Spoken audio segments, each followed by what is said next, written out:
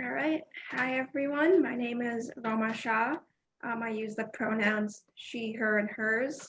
I'm a staff associate with SUNY's Got Your Back, and this session is Don't Be Afraid to Catch Feels, and it will run from 9 a.m. to 10:30.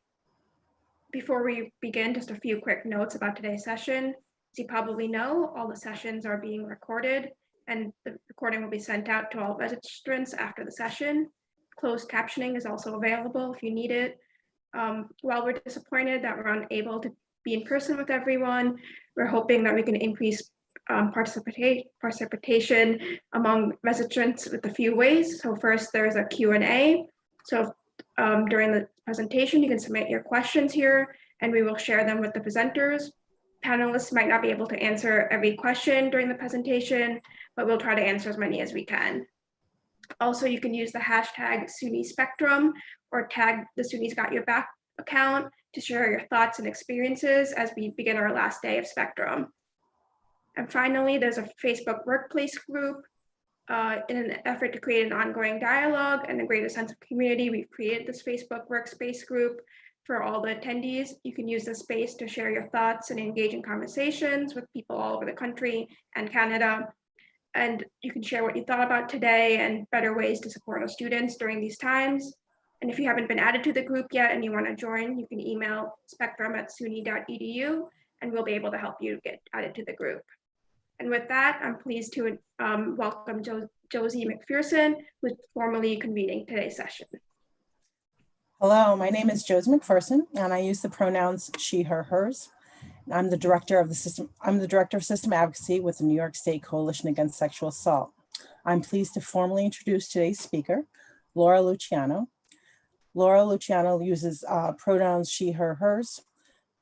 She has worked for Rutgers University for 18 years. Her work focuses on addressing the prevention and intervention of gender and power-based violence. She is the associate director for the VPVA office on the Camden campus. Laura also teaches in the School of Social Work and is a member of the Governor's Advisory Council Against Sexual Violence. In 2011, she received New Jersey Coalition Against Sexual Assault's Excellence in Advocacy Award. And I introduce Laura Luciano. Thank you so much. I'm so happy to be here with all of you this morning. I'm going to share my screen and pull up this PowerPoint. I am also sorry that we are not able to be in person because I was in person last year and it was such a great experience. As we get started, so today I'm presenting on Don't Be Afraid to Catch Feels. This is our healthy relationship series for our students.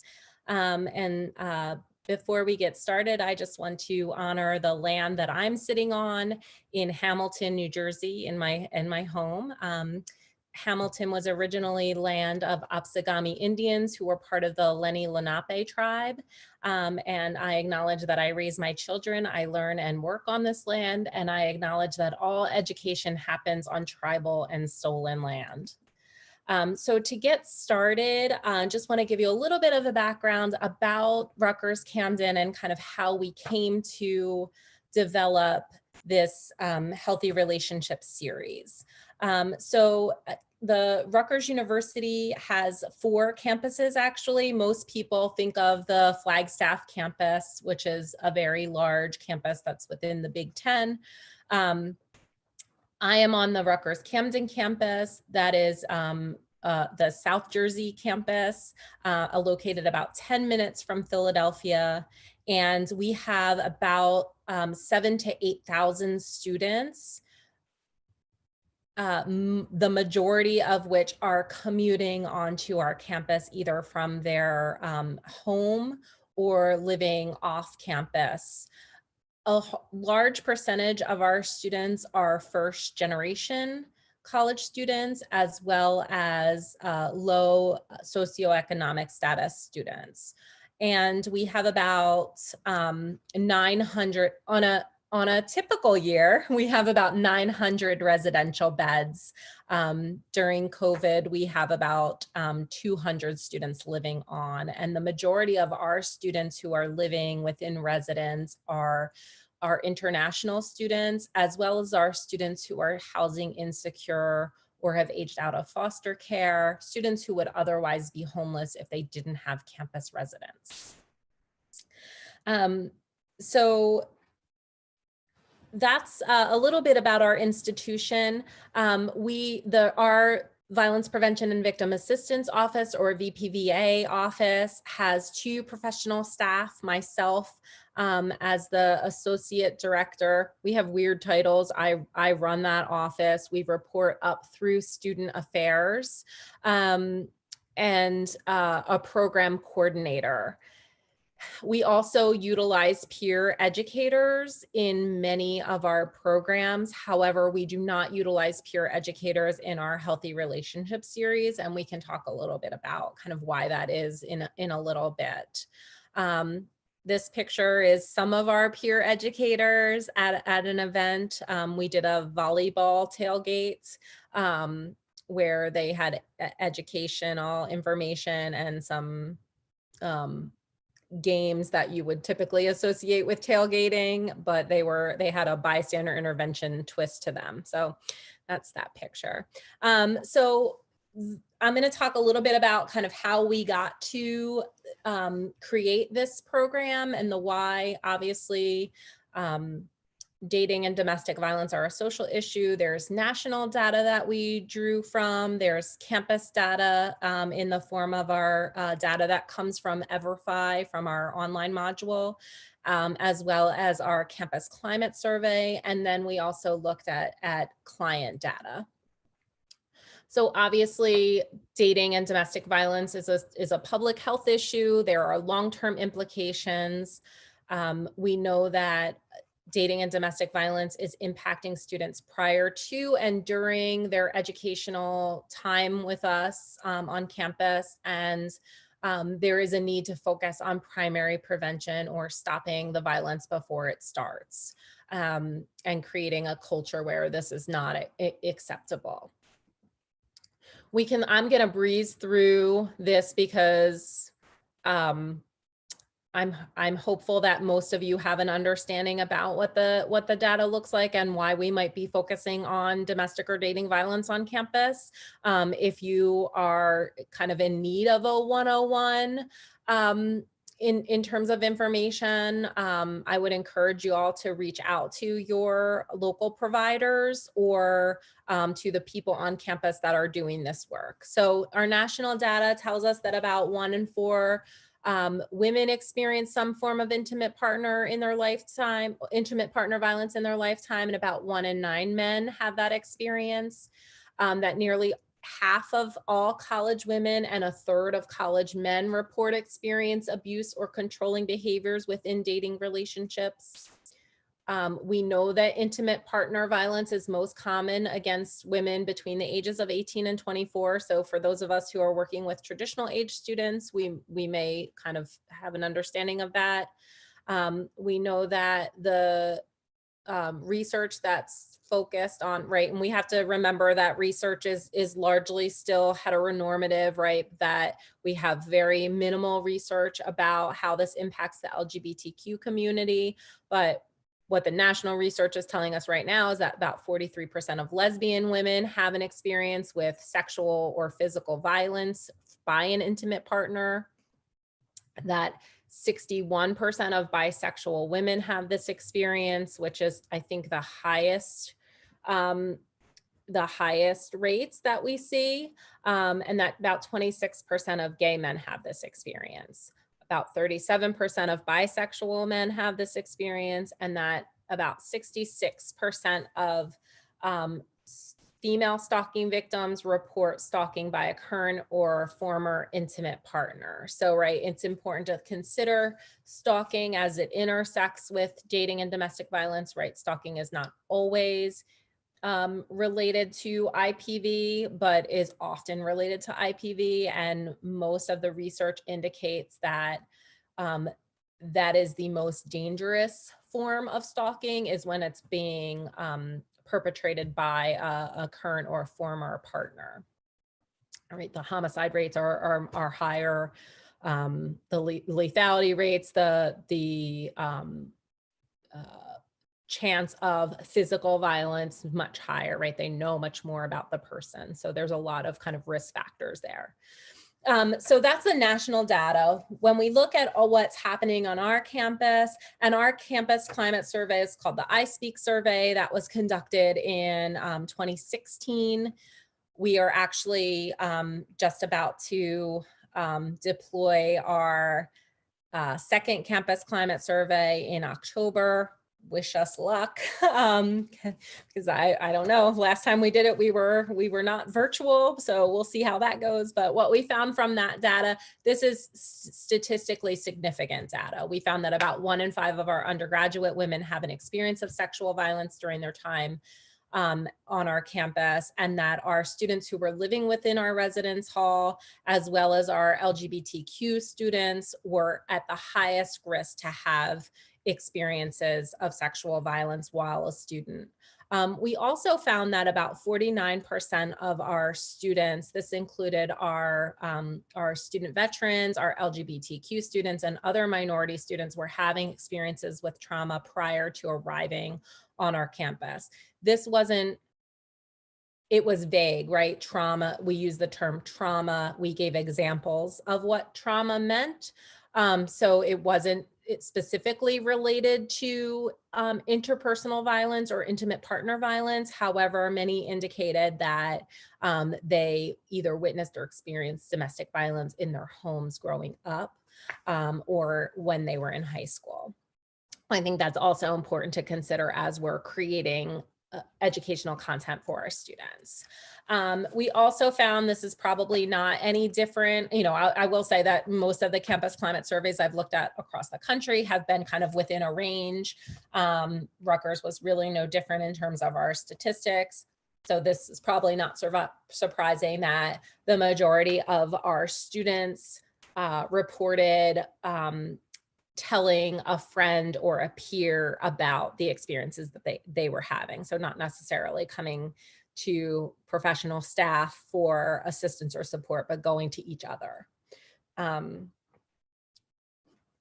if we looked at our client data, so this is taken from students that were coming to VPVA or coming to me specifically for counseling and advocacy services. And what I found was that about half of all of my students seeking services were doing so based on domestic or dating violence, that the majority of those students were experiencing some form of sexual violence within that dating violence or within those relationships. And that there were a lot of faculty and staff that were reaching out to me indicating they were hearing about behaviors that weren't necessarily incidents that were reportable through Title IX or actionable through Title IX, but behaviors that were concerning. And that a number of the clients that I was working with were experiencing sexual violence from individuals that they were first meeting through or engaging with through dating apps, through some form of app. The other thing that I think is important about my client data is that about 45% of the students that I'm working with identify as bisexual. So that's kind of what we were looking at in terms of like, why do we need to do a program on healthy relationships? Our answer to that why was kind of looking at that data, because our students were having these experiences because they were going to their friends about these experiences, and that many of them were indicating experiences or upbringing that included dating or domestic violence, or seeing that behavior play out in their homes. Our solution was to create a 4-session workshop series that was rooted in theory or had theoretical background, that would really involve students looking at their own attitudes and behaviors about relationships, intimate, sexual, or dating relationships, right?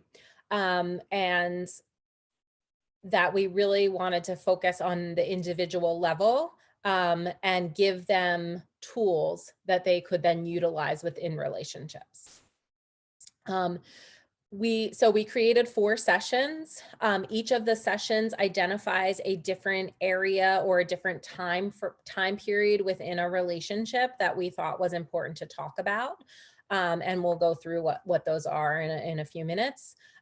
We originally thought that we would run the 4 sessions in 2 tracks. One track for that would be an exclusive space for our LGBTQ students.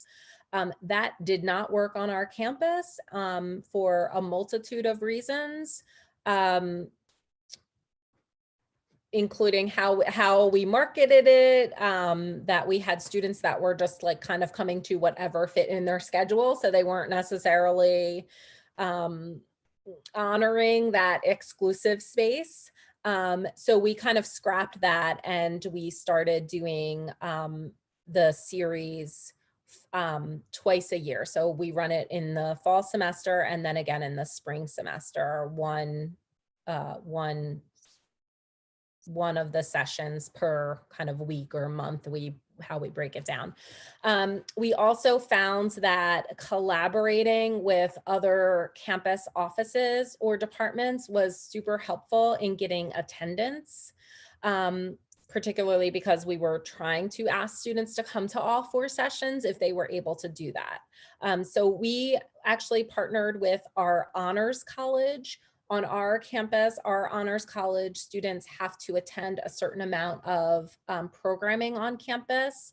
And we partnered with them to make this an honors program, which had a little bit more weight than a campus program. So we had a lot of students that were within our honors college coming to programming. We also partnered with our Educational Opportunity Fund, EOF, and TRIO offices to have their students attend these programs. And then we had a couple of faculty and staff that would kind of like let students know about the program. So the collaboration was very helpful for us. We went from between like 12 and 15 students attending any given session to actually last fall, we ended up having to cut off the participants. Like we can't put any more people in the room at like 35. We were capping at like 35. And actually in the fall, we ended up rerunning some of the sessions to accommodate the people who weren't able to get in. So it was a nice problem to have. And that all came from those collaborative efforts. We also wanted to make sure that we were evaluating or assessing the effectiveness of the program and whether or not students were getting out of it what we wanted them to be getting out of it. So each session included basically 3 parts, an activity, a self-reflection portion, and then a discussion question. So this was heavily discussion and experiential based. We do not have a PowerPoint. We do have exercise materials or materials that hand out materials, but we do not have a PowerPoint because it is largely discussion based.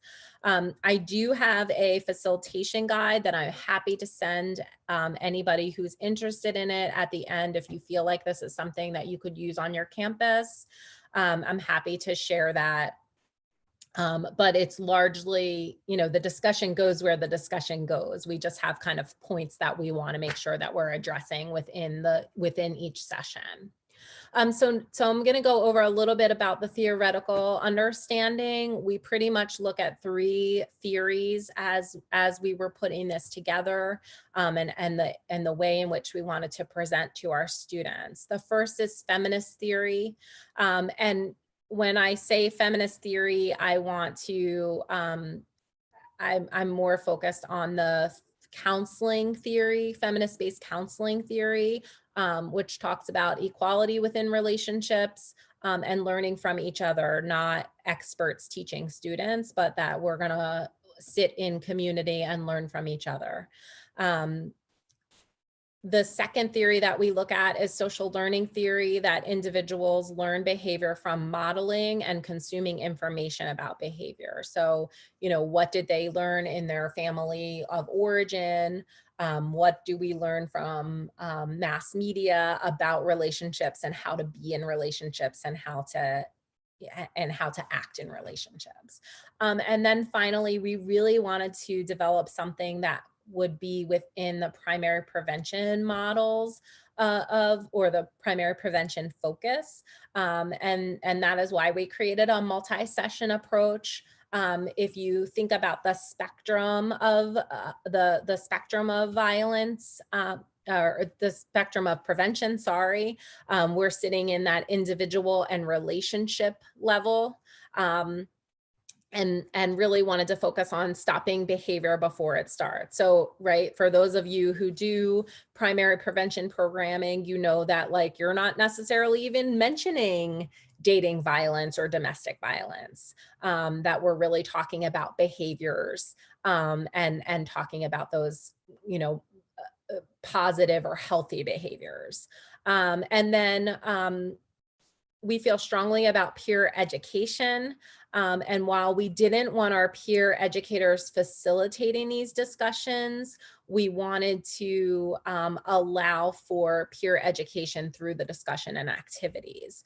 So the reason that we don't have our peer educators facilitate is because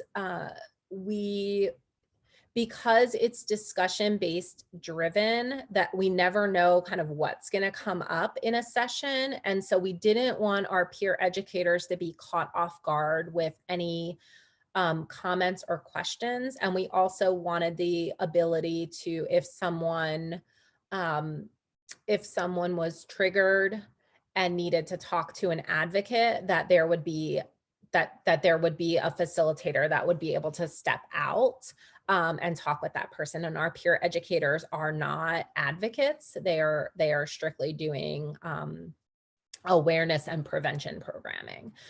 So that's the reason that we did that. Myself and my other staff person are confidential resources on campus.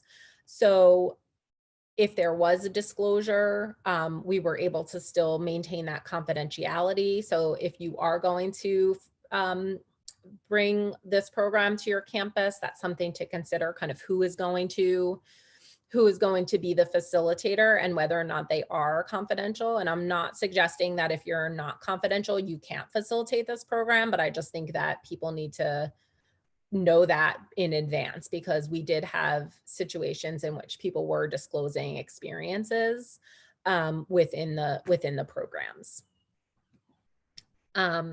So I want to talk a little bit about some of the lessons that we learned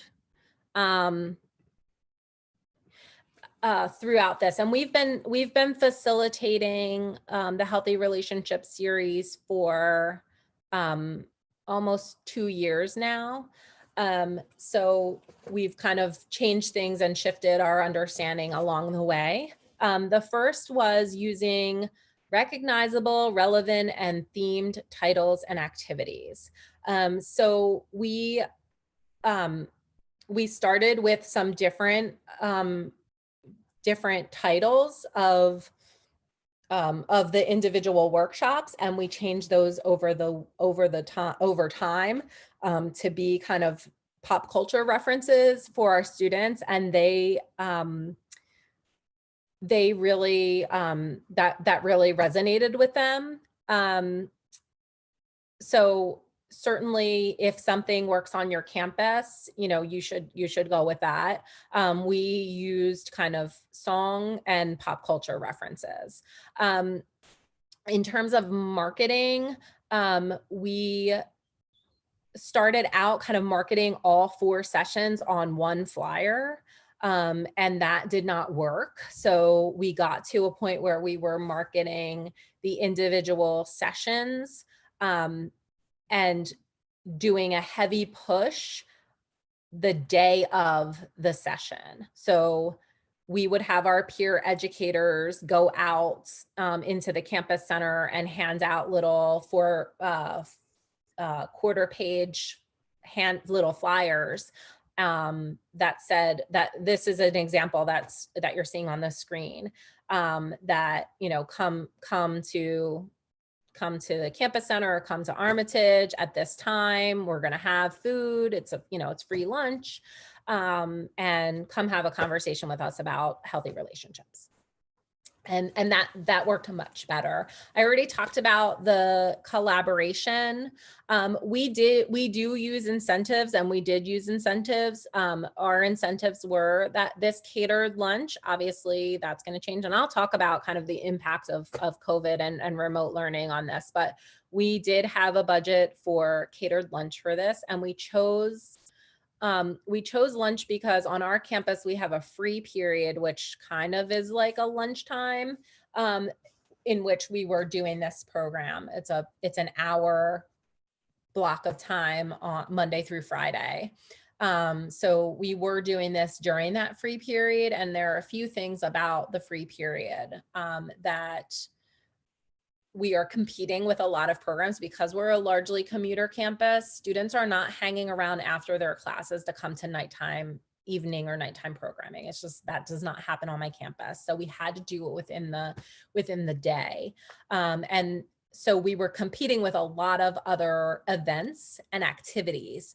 You know, other programs that were educational programs that were being facilitated by staff, meetings with faculty and staff, organization meetings. So we're competing with a lot. So, and lunch and a break, right? And so that was one of the reasons why we incentivized. The other reason is, I'm sure like many of you, we have some food insecure students on our campus. And so we wanted to make sure that we were kind of honoring that, and we had the ability to honor that. And I will tell you that we had a student that attended, he was a graduate student, and he attended all 4 sessions. And when we asked him like, what made you come to this? He said, well, at first I came because I saw that there was lunch, and he had a grant or a fellowship or some kind of financial award that got cut. And he said that money really impacted his ability to purchase groceries. And so he would Monday through Friday look for a program that was offering food, so that he would have something to eat, which is, you know, heartbreaking, but also made us feel like we made the right decision in kind of having a lunch. Other giveaways were, at every session, we would have something for everyone that was like marketing from our office. So water bottles, pens, highlighters, those kind of things that you would be giving out typically anyway. And then for anybody who attended all 4 sessions, we would enter their name into a raffle for an Amazon gift card giveaway. So, oh, I didn't mean to do that. Sorry. Nope. Sorry. I thought I had a picture. The picture would change, but I can't figure that out. Sorry. The other thing that we found was that while we wanted people to attend all 4 workshops, that we created the content so that they could be standalone programs or standalone workshops, but also could build off of each other. And that we had a number of student organizations request that we do the workshop, like one specific workshop. So Pizza and Fries, which is our conversation about consent, was the workshop that was most frequently requested as an individual workshop. We actually ended up doing Pizza and Fries for many of our athletic teams as their kind of mandatory programming with us. And so that could really stand alone. We also, I think I talked about everything except the session should be sex positive and inclusive of all genders, gender identities, and sexual orientations. And certainly, if you are working in sexual health, you know, this would be kind of in line with the programming that you're doing. I have talked with colleagues across the country where some of them were not comfortable with the idea of sex positivity, or, you know, felt like that was promoting, I don't know, promoting something that we shouldn't be promoting. We felt very strongly that it needed to be sex positive. And then to be inclusive of all types of relationships that might be happening, all gender identities and all orientations. And that was, we tried to kind of highlight that through our language within the workshops, as well as our marketing materials. So that's something to keep in mind. I did present the pizza and fries workshop at an institution, a Catholic-based institution that is kind of in the area.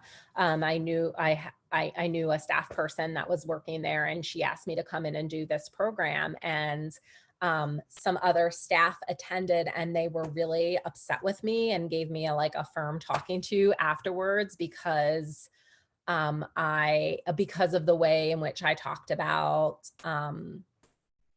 using protection, and that we were talking about engaging in sexual activity prior to marriage and things like that, that were clearly important to their organization or their institution. So that's the other thing to consider is what works for your institution.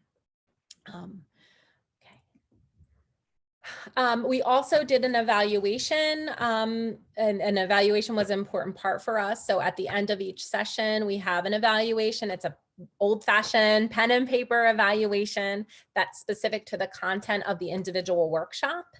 And within that evaluation, students are able to identify the component that they found most helpful and least helpful. They talk about their perceived increase of knowledge and personal understanding, and as well as the likelihood of using the information that's learned. And then we do conduct a focus group after each semester with students who completed all 4 sessions. And then we actually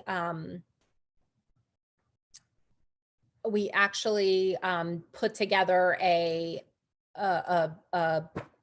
report at the end of each year about kind of the outcomes of that.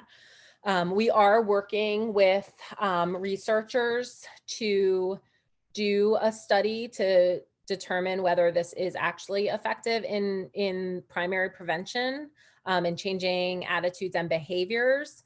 And that started, the first part that they did was actually a focus group, but it's stalled a little bit because of our state of affairs. So that is kind of in the mix as well.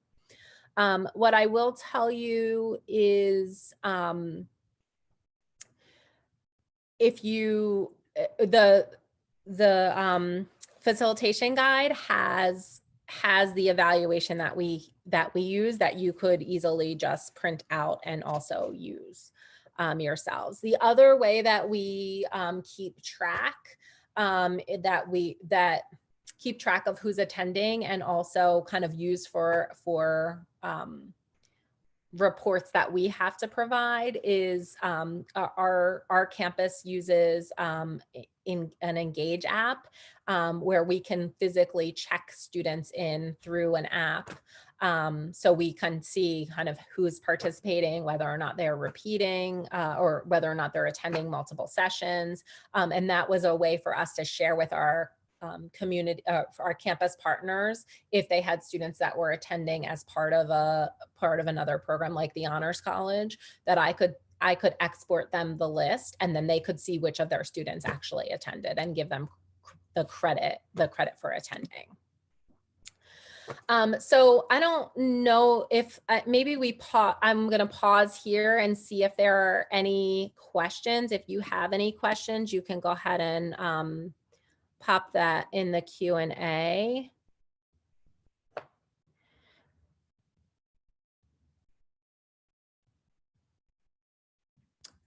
Yeah, so someone is asking how we respond to pushback to sex positive programming. I really just frame it that there is research that tells us that this is an important part of prevention, and that we're going to follow that through, and that we are not one of the things that I say frequently in the program with students is, however you're having relationships, right? Like that's not for me to determine. Like I determine how I have romantic and sexual or intimate relationships, and you determine how that works. And certainly that is, that comes up for some of our religious students. So our students who are not dating or not permitted to date. So that looks different for them. We certainly talk about a range. So it's not just sexual behavior. We're not just talking about sexual behavior, although in our consent program, in our consent workshop, that is kind of where we see that, mostly coming up. But in the other programs, so we have one that's called Thank You Next. That's about ending relationships. And for students who have never been in a romantic, intimate, or sexual relationship, we talk about ending relationships with friends and how we do that, because by and large, we have not been taught to end relationships in a really healthy way, right? We ghost people, and sometimes that's the healthiest. I'm not suggesting that that's never appropriate. Sometimes that is a healthy way to do it, but to think about that. It looks, I was, okay. Alexa is asking, did I notice any patterns regarding who attending the trainings? Yeah, we, oh God, my Alexa just went off. Sorry. Yes, we definitely had more female identified individuals attend programming than male identified individuals, but we didn't necessarily ask orientation questions. So, don't know kind of any more about the individual participants, but there were definitely more female identified individuals attending. Although we did have a number of male identified individuals participate and actually participate in all four. So like in our first fall that we put the Healthy Relationship series out, we had a male identified student attend, and we were like, and that was before we had collaboration. So like students weren't necessarily attending for credit for other programs. And we were like, what's this? He was not connected to our office. We were like, what's his deal? He was like a dude, right? And we were like, what? Not the typical student that is generally attending our programs unprompted. And we were like, what's his deal? And he just clicked with it. He was really into it, and he started coming to all of our events after that. So we did have a number of male identified individuals attend and actually go through all four sessions. Natalie asks about research that points to the value of sex positive programming. I can definitely put together a few and send those to you. I can't think of them off the top of my head, but I can certainly do that. I will share my email at the end, Natalie, if you want to send me an email so I don't forget. And then Lynn is asking about content on ending relationships. So at this point, I'm going to go through all four sessions so that you can see kind of what content is included in all four sessions. And then I will come back to questions if anybody has any additional questions about those. So I'm gonna move forward and talk about our session number one is called Booed Up. And this is a session that's focusing on starting a relationship. So we're the three things that we want to highlight in this session is talking about personal preferences and boundaries within these relationships. We want to define what a relationship means or different types of relationships, and we want to talk about effective communication. So how do you determine your own preferences and boundaries, and then how do you communicate those? So we do an activity that's called What Are We? And we basically start out the program by talking a little bit about the series, and then a little bit about what we're going to talk about in the session. When we start this activity, and we actually, for this one, we actually do an icebreaker first. Originally, we were just kind of jumping right into the exercise, and people were a little bit shy about sharing within the exercise. So for Boot Up, we actually start with an icebreaker, and we talk about, we ask people to identify their favorite movie or TV show that highlights a healthy relationship. And we go around the room and do that. And then we explain that we're going to go through 3 parts of the workshop. And the first part is going to be an activity. We put them into small groups. We actually don't put them into groups, they group themselves, but typically we are doing this in a room that has round tables. So typically the people who are sitting at the table are the people that you're doing this exercise with. And most of the time that is like, typically people are coming with like a friend or someone else, so they might know the person that they're doing this exercise with. So in this session, we give them a few definitions. And again, these are terms that work on my campus. So if these are not terms that would work on your campus, you change the term, right? That's cool. Our students use long-term partner. They use the term consistent for somebody that they are emotionally or sexually involved with over a period of time. So this might be a friend with benefit.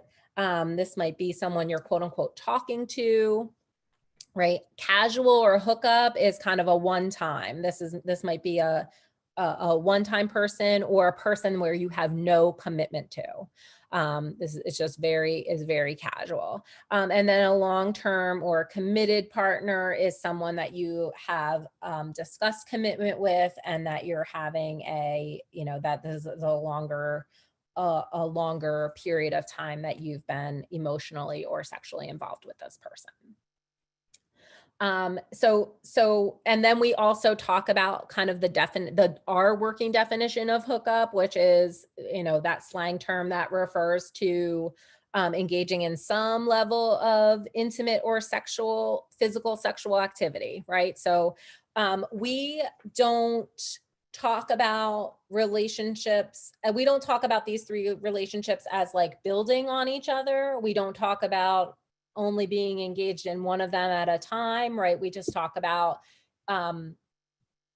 however you're engaging, right? So remember that we're focused on the individual. So we're asking them to consider if they were in a relationship with a consistent partner, what would that look like, right? And so this is called What Are We? They are given these 3 terms, and then they are given a series of behaviors. And as a group, they collectively need to decide where this behavior would fall, right? Is this something that you would do with a casual partner or a hookup? Is this something that you would do with a consistent partner, or would this be something that you do with a long-term partner? And then we ask them to come to some consensus. And then the goal from this is really for them to think about kind of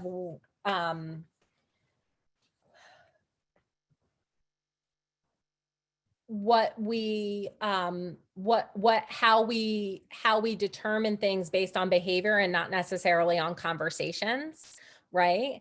And also kind of group norms here. If everyone is, if quote unquote everyone is saying you only call someone just a vent if you're in like a more consistent relationship with them, or you only sleep at somebody's place if you're a long-term partner, or there's only PDA if you're in a long-term committed relationship, right? There's some social norming that comes from that. And the goal is to get people to think about how they're communicating or how they know these things, and if the norms are matching up, right? So the other thing to keep in mind, this isn't the whole list of, we added a few based on some feedback from our focus group. And we are very clear to explain to participants that there are no right or wrong answers. We want them to answer based in reality and not necessarily where they think we want them to put it. So the big example that comes from that is using STI protection, right? They're like, do you want us to answer that like what we're supposed to do or what we're really doing? And so we make it very clear that we want them to respond to like, what are you actually doing? After the exercise, so the exercises do a few things, right? It puts people in small groups. So sometimes they're more comfortable talking in small groups. It brings up a lot of the issues that we want to address. So for example, right, we want to talk about communication and that we can't solely rely on social cues, that we really need to be talking about things. And so the exercises really help facilitate that discussion. We then move in from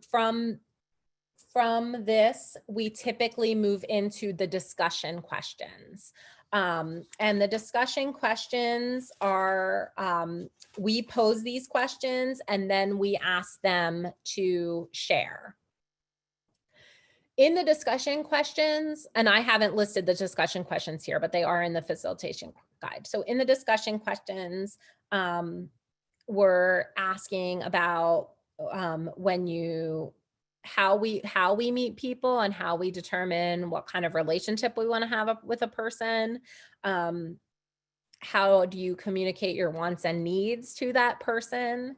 How do you share more personal details that might impact the relationship? So, you know, I'm a survivor might come up there. I have a child. I'm transgender, right? Like what do people need to know? And again, we're not telling students what they should be disclosing. We're talking about when they decide to disclose things that feel personal to them or things that might be important to have a conversation about.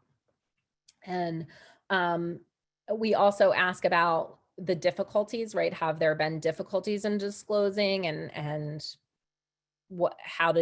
who had experiences that were successful there and who had challenges with that. And then we talk about you know, when do you talk about expectations? When do you talk about intentions? When does that come up? And so asking that question of like, what are we? Where are the labels? What are the titles, right? Which a lot of students are not interested in, but there still needs to be some form of communication about those expectations. And then we move into self-reflection questions. And this is, we give people the questions on a piece of paper that they can then take with them. The handout includes the discussion questions too, just so they have them, but we just ask them to contemplate. They can write it down if they want, they can just think about it. And we're not necessarily gonna ask them to share. And we give about 10 minutes for students just to do some self-reflection. We play music while that's going on, and then just let them have that time. And then after the period of self-reflection is over, we ask if anybody wants to talk about any of the questions, or kind of how it felt to reflect on those questions. So these are the self-reflection questions for Boot Up. And what we find, the feedback that we find from these self-reflection questions is, I never thought about that. I never thought about what I consider before I start a relationship, or what I want to get out of it, right? Like what do I really want from this other person, or what do I need from this other person, right? So it's interesting because a lot of the feedback we get from the evaluation is the self-reflection is not the favorite part of the exercise, but we think that it's important because we know that we're not necessarily contemplating these questions for ourselves or really thinking through these things, and particularly for our traditional age students and where they are developmentally. So some of the things that we consider as it relates to our LGBTQ community is really thinking about the language that we're using. So, you know, we tend to use the term partner on our campus rather than saying kind of boyfriend, girlfriends. And sometimes that means that we're correcting other people's languages, and not correcting in like a nasty way, but if someone gives an example and we're repeating or reflecting that example, we'll change the term. If they've used boyfriend or girlfriend, we'll change it to partner. We also, when we talk about relationships, we really want to be inclusive of all types of relationships. So we had conversations about polyamorous relationships. This happens kind of very easily when we say partners or partner, right? We add that S and talk about that. And then again, I think I mentioned this already, but reminding students that each category of relationships can be thought of in stages or as a whole and valid relationship on its own. So some people will say, well, it started out as a hookup, and then it moved into kind of more consistently we were talking or hanging out, and then it moves to a long-term partnership. So some people look at that as like stepping stones, and some people say I'm talking to this person and I'm hooking up with this person. So those are two specific relationships in different kind of areas, or different way that those are happening. And again, we're not telling students that they should or shouldn't be engaging in any of that. It's personal preference there. I see a couple more. I am going to talk about translating to virtual space later on.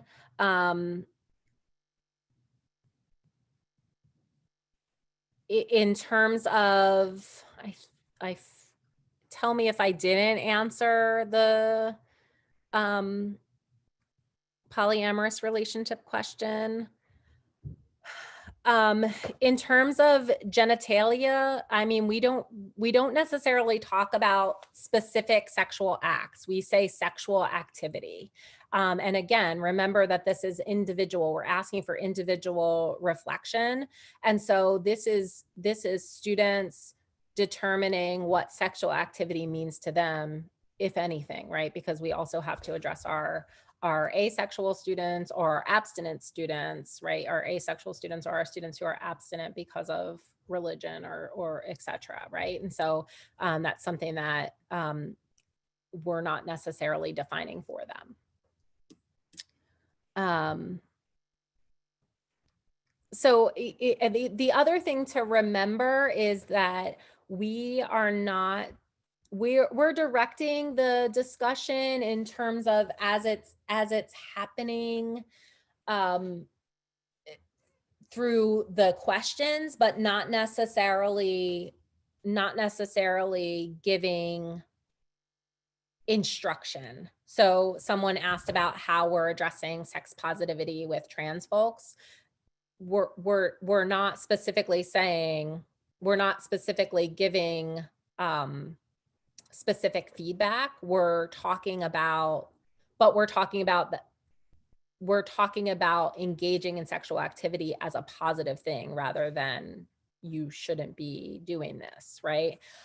So that's what I mean by sex positivity. And then, as they individually define that's something to think about. Okay. So in terms of our outcomes, about 60% of the students who participate in this workshop said they increased their knowledge on issues related to healthy relationship traits by a great deal. And that's about 75% of our participants said they were confident that they would use the information and skills they learned. So skills being how to have this conversation, right? Like, you've thought about preferences. How do you then share those preferences or boundaries, right? Okay, this is some of the specific feedback that we got. Allowed me to understand what I want and how to handle situations, trying to find out what I really want out of a relationship. It made me think about what I want, understanding that everyone has a different definition of relationship, and it opened my mind better on how to go about relationships. Our second session is called Pizza and Fries, and this is our session that focuses on sexual consent. This is probably the one session. First, I think I already mentioned this. This is the session that gets the most requests for individual sessions. This is also the session that is a little bit more difficult to navigate for our asexual students, our students who are not in relationships where there is sexual activity happening. So in this session, so just keep that in mind. In this session, we talk about consent, what consent means. We've had great success using the Planned Parenthood FRIES acronym to talk about consent. We also talk about school and state policy, and we talk about how we communicate consent, and then also how we manage and deal with rejection.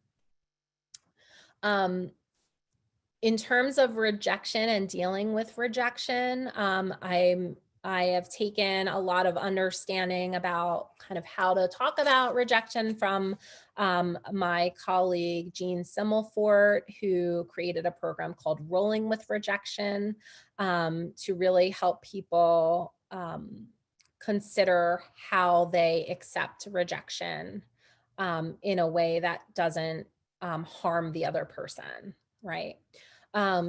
So, you know, how do you navigate those feelings of rejection within a romantic or sexual relationship without making your partner feel invalidated or bad about the decisions that they're making, right? And still acknowledge your own feeling, but not put that on that other person. So in this workshop, we go over, the first thing we do is the activity. We do not have a icebreaker for this one because the activity kind of serves as an icebreaker. So this one's called Place Your Order. And it was created, the concept came from a TED talk by Al Vernacchio on we need another metaphor for consent. And this is asking the students or the participants in small groups to come up with a pizza order that includes 3 toppings on the whole pizza. So we give them a lot of different toppings, and this is literally paper, color. It looks just like this pizza, and then they get a stack of these little toppings, and they put the toppings on the pizza. So they have to come to consensus to what the 3 toppings are going to be, and this is our way to discuss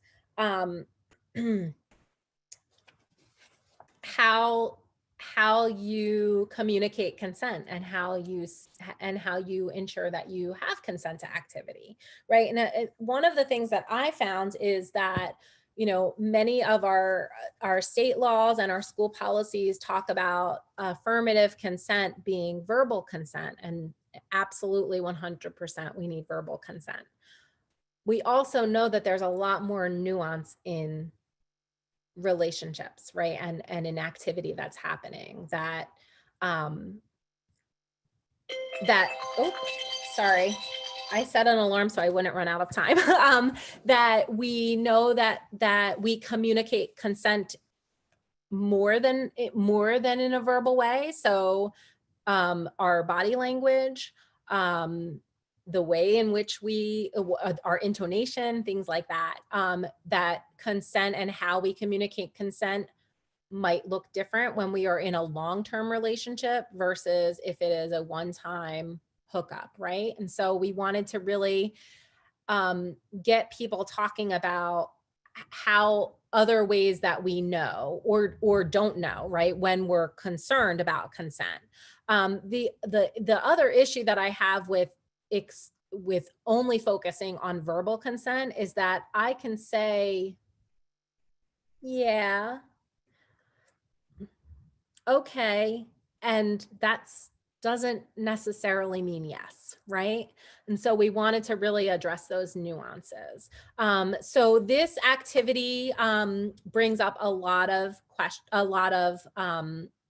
discussion around those, you know, if you suggest pineapple on pizza and I go, okay, that's not really me saying, like, that's not an enthusiastic, oh yeah, I want to try that, right?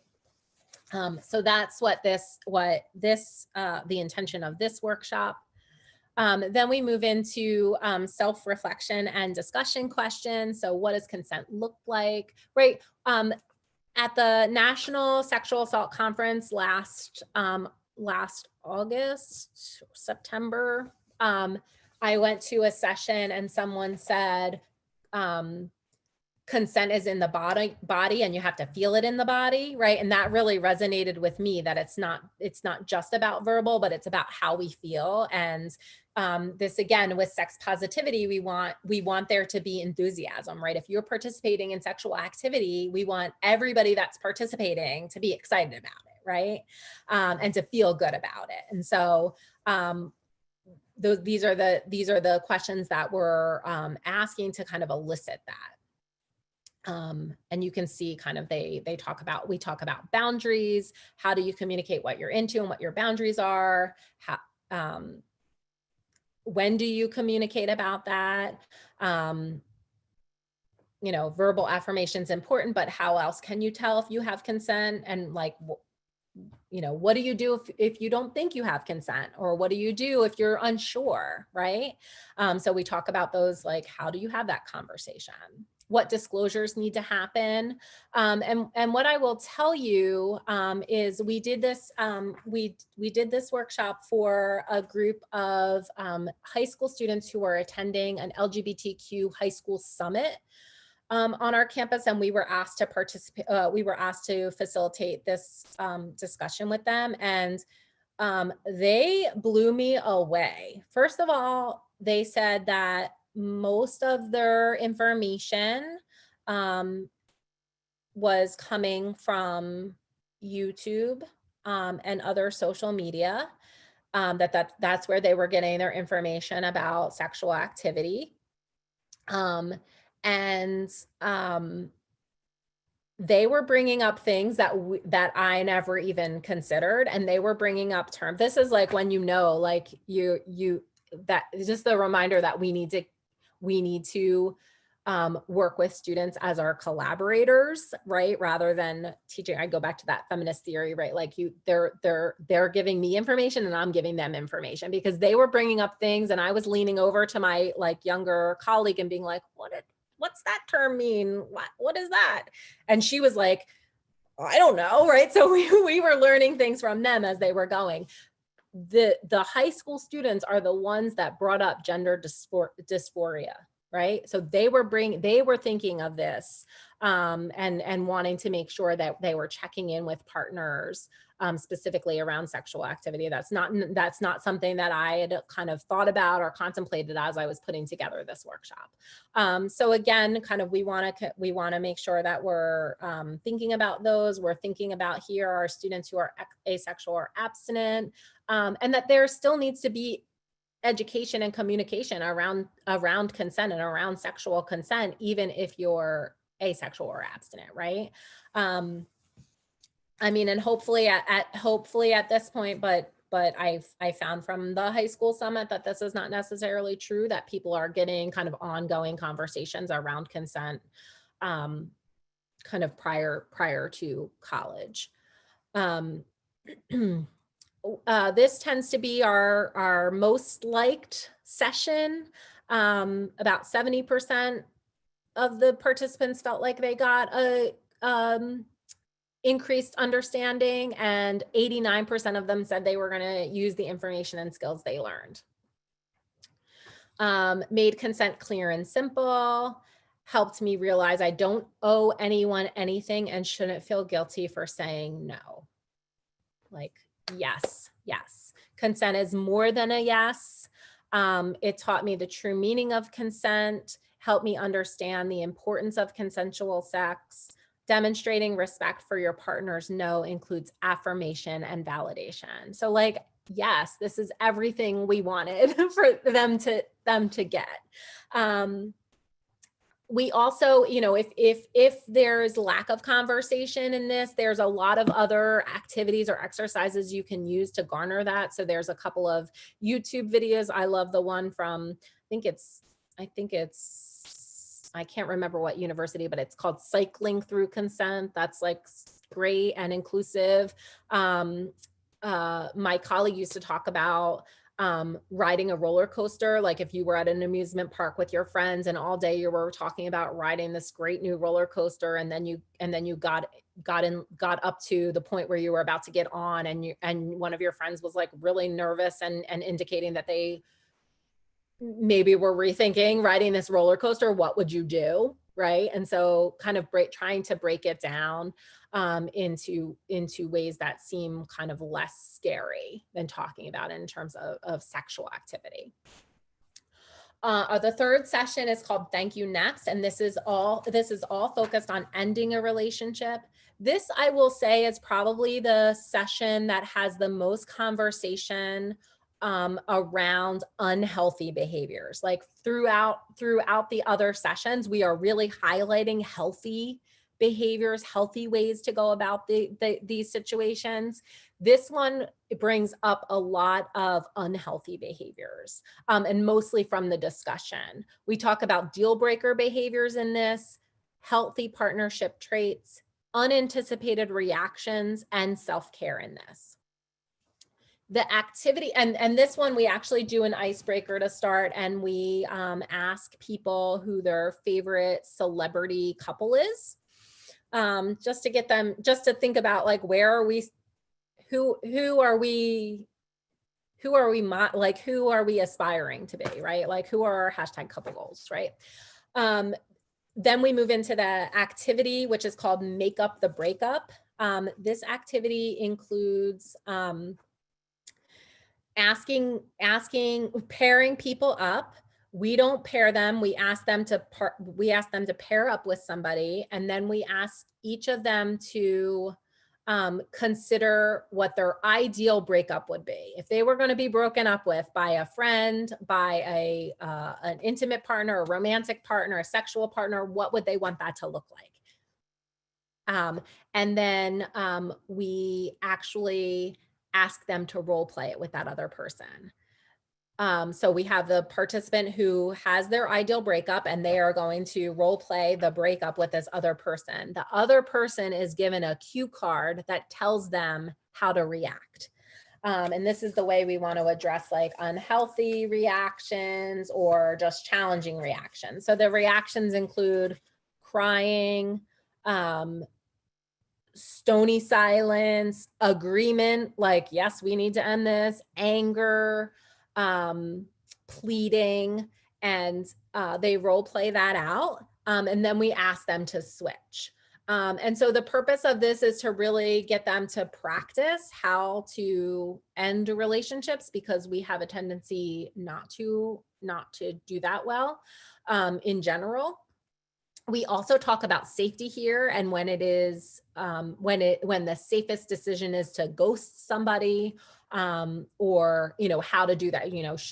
Should you have this conversation in person, in a public place, like how we kind of talk about all of that, and then we talk about some self-reflection and discussion questions here. How do you decide you want to end a relationship?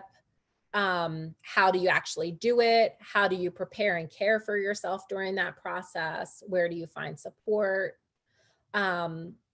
And then what ripple the discussion, those were the self-reflection questions. The discussion questions are, what ripple effects of ending a relationship should we consider, or do we consider? So,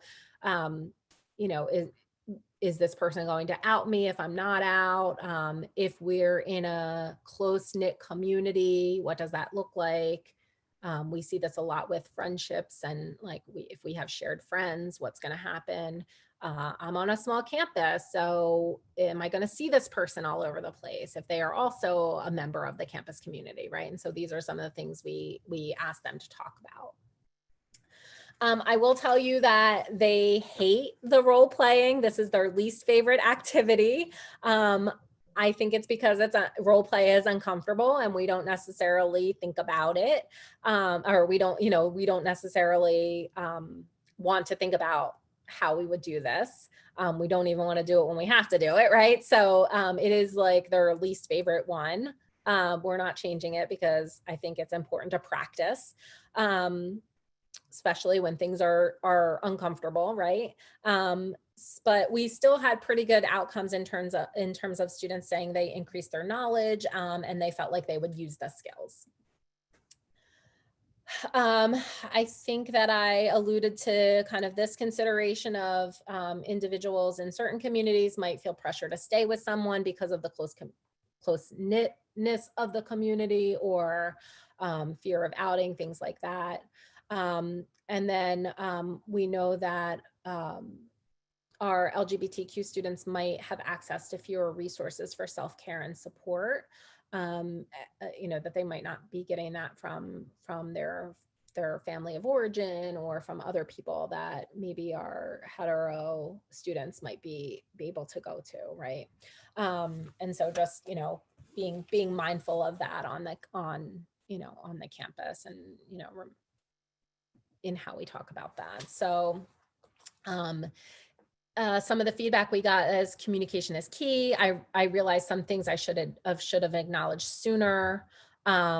It helped me think of a more focused way about when I decide to end a relationship, and it taught me to be more open about ending relationships rather than trying to hold on. So when we think about norming that happens, particularly very gendered norms, that women particularly are taught to like hold the relationships together and so this idea that you don't have to stay in a relationship if you don't want to, like if it's not good for you, it's okay to end this relationship, right? The fourth session is called Swipe Right, and this is a session that kind of encapsulates not a specific time in a relationship, but how technology is impacting our relationships. We talk a lot about how we're using social media and apps. We talk about communication and transparency in this, and we talk about self-image. So what image are we portraying or communicating? What is our image in our apps, use of apps, communicating to other people? In this, we actually do two activities, because the first activity that we created really wasn't hitting on all of the points that we wanted to make, but we still thought that it was a useful exercise. So this is called Post It on the Post. We actually give students Post-it notes, and around the room, we place different apps that our students are using. And then we ask them to write a short, like one word or a few word response or reaction to what they use that app for. So for example, for Facebook, they say to communicate with mom, or what mom sees, like that, or like old people, like that's what they're saying about Facebook these days. Tinder had everything from finding a relationship to hook up, right? And so everything in between. So it's just to get their understanding that their perception or what they might be using the app for is not necessarily what everybody's using the app for. We also talk about norming in this exercise. And then the second activity is called We Need to Talk. And this is kind of like 4 corners where we put them around the room. We put text, FaceTime, call, DM, and other around the room. And then we read them a scenario. It's like a 1-line scenario. And then they go to the corner of what they would do, how they would have that relation, or how they would have that conversation. So for example, the person you're hooking up, you haven't heard from the person you're hooking up with for a while.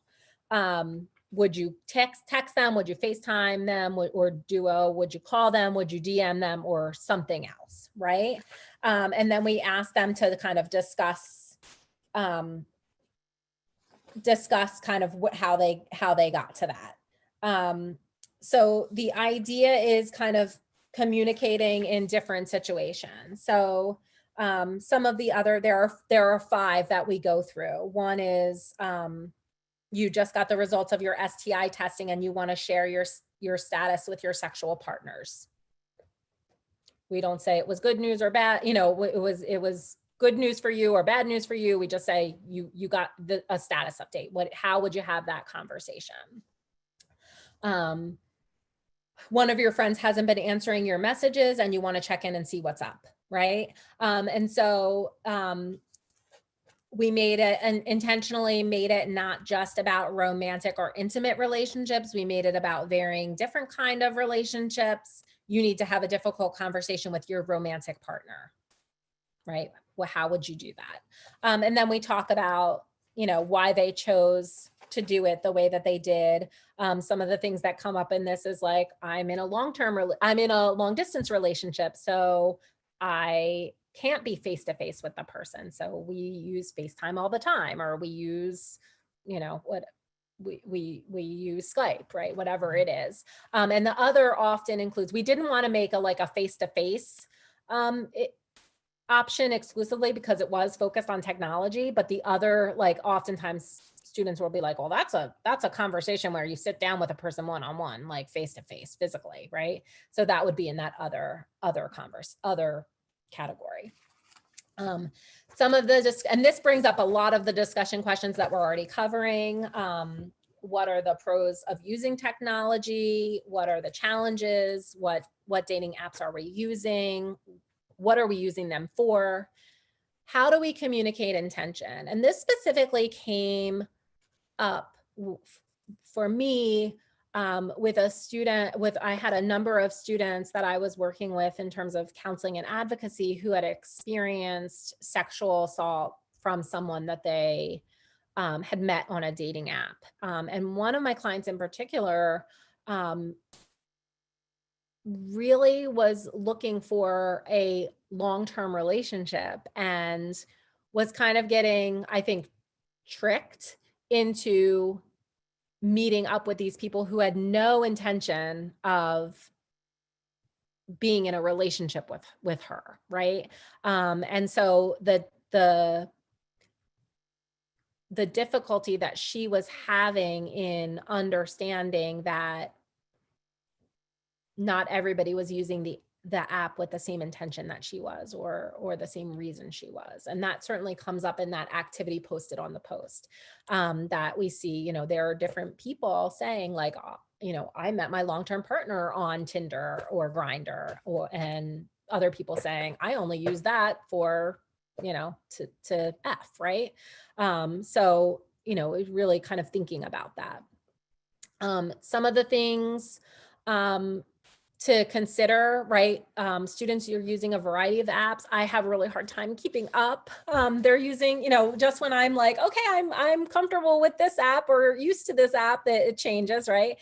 So you should really find out, excuse me, what your students are using, and also be inclusive of different apps, right? And so we know there are apps specifically being used by our LGBTQ students. So we want to be very inclusive in what apps we're representing when we're doing that activity. That students might feel comfortable sharing identity or orientation in some online spaces, but not others. So I'm thinking about, like, if you're, you know, students who are using Facebook to keep up with their family, you know, their family and family friends might be sharing certain information there, you know, not their whole self there, right? And so thinking about that. And by and large, students are using face-to-face communication for serious conversations, which, you know, we were worried about because we hear so many like, oh, well, you know, we just, I texted and broke up with that person. And really thinking about, you know, when to use face-to-face conversation versus something else. And again, safety comes up here. So we talk a little bit about safety in this one, personal safety, and kind of, making it, how you have conversations in a way that protect your physical and emotional safety.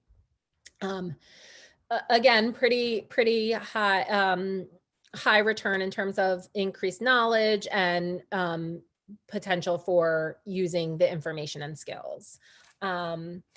I think this one brings up a lot of like, okay, we're not the only, I'm not the only person that's having issues with these apps or the only one that's thinking this way in the apps. Technology adds great impact toward what builds or demolishes a healthy relationship. This workshop gave me time to reflect on myself in all aspects in regard to use of technology. I think the most helpful part was to hear everyone else's opinion, therefore feeling like I'm not alone in the process. Right. And, I often I had a conversation with my colleague about, this didn't really exist for me, in the way that it does now when I was dating. And she would say even the change in the last like few years and the intensity and the challenge that adds to an individual to have to navigate is really great. And so just giving them space to talk about that has been very helpful for our students. So we've had 245 students participate and 13 students attend all 4 sessions. So by and large, students are not attending all 4. I talked about that already. We also did this, I know that I'm running out of time, but I want to quickly talk about that. We did this with a group called My Sister's Keeper. This is a student group that is run through our Educational Opportunity Fund. This is not a group that I run.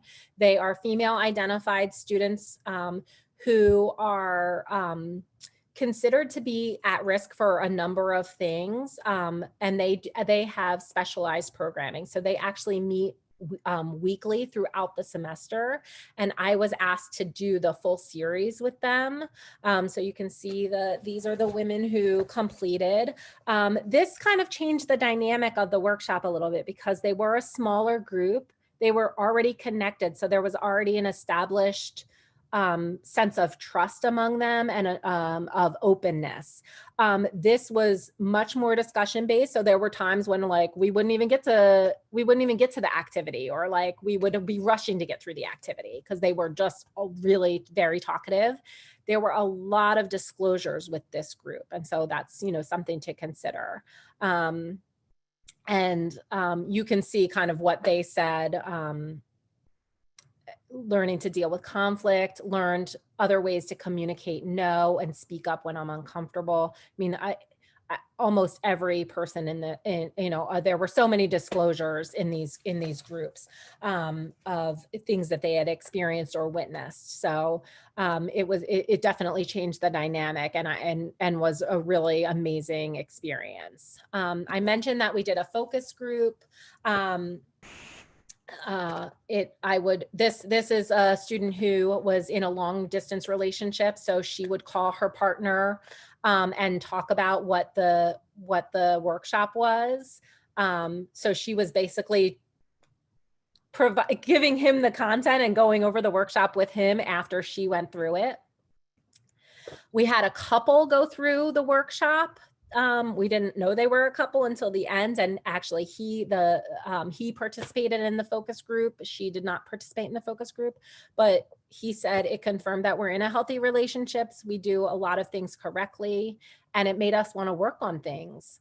And then finally, this is probably my favorite quote, is everyone wants to be in love and have relationships, but we don't talk about it, how to do it properly. You've got your family and you got the TV. And if your family isn't good, then what do you got? And this was like, yes, this is exactly why we want to have these conversations.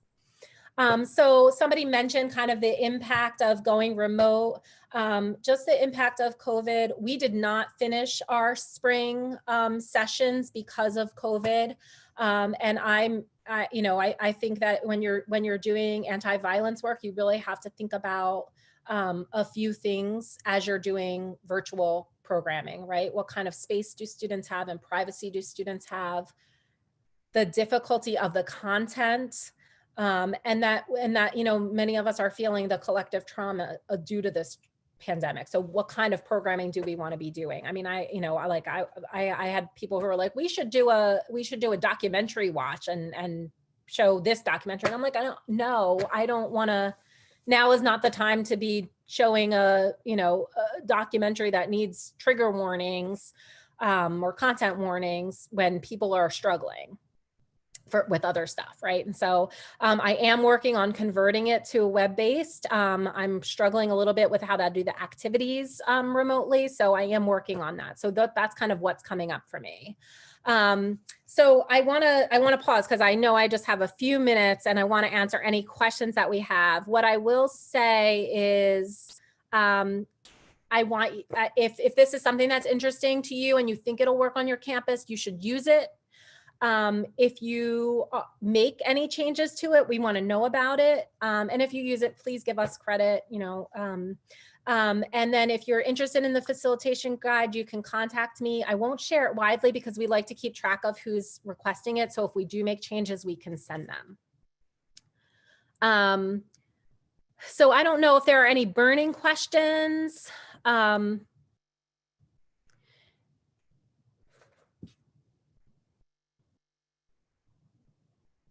Yeah, so I will share the slides, but the facilitation guide, please email me if you're interested in it, and I will send it to you.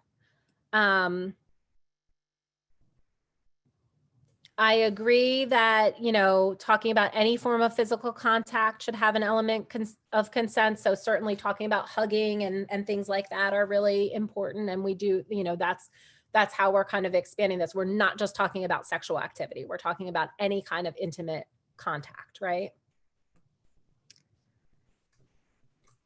I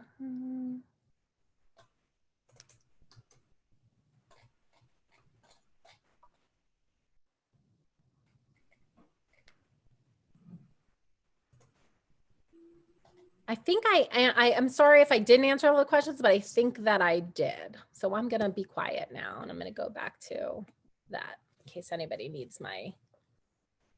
Laura, thank you so much. This was an incredible presentation. We're excited to have the opportunity to kind of feature this during Virtual Spectrum. I think this is an incredible resource that's been developed, and excited to see it implemented with among folks in attendance across the country. We are just about at time, so I want to again say thank you to you, thank you to Roma, thank you to Josie, thank you to everyone for coming. There's a little bit of a break, about a half an hour between now and our next session, so we want to give folks a chance to check their emails, do some work, and come back here right at 11 o'clock. And we are excited to, as we continue with our last couple of sessions at Virtual Spectrum. So with that, we're going to close, and thank you so much. Thank you all.